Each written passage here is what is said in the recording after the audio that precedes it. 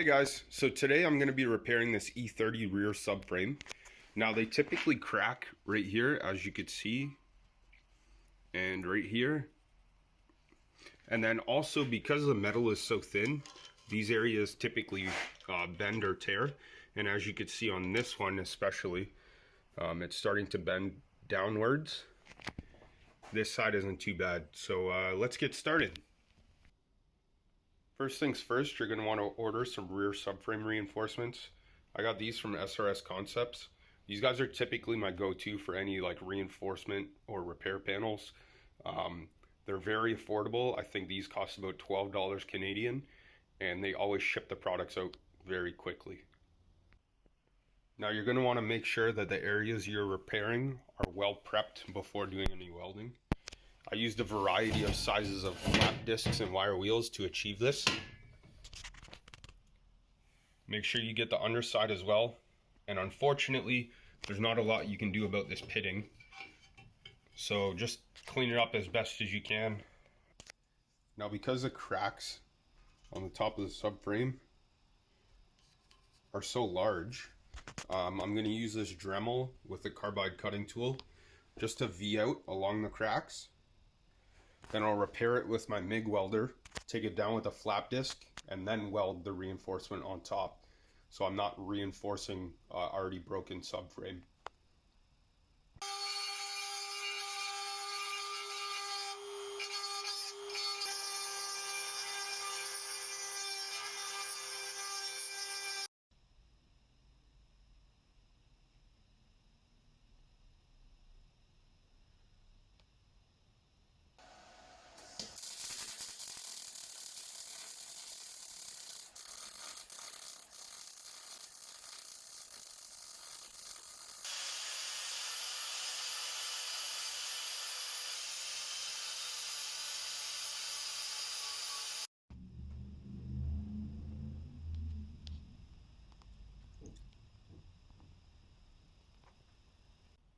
Next step is to bolt your reinforcement plates to your subframe.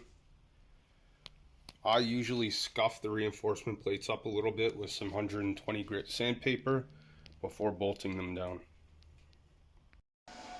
Now you're ready to get welding.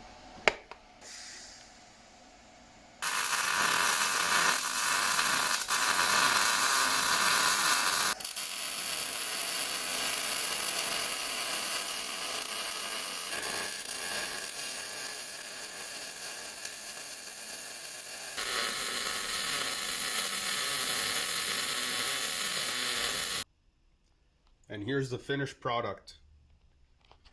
You just want to make sure that when you're done welding, you take a flap disc to the top of these faces to make sure that the bolt is seating flat. And then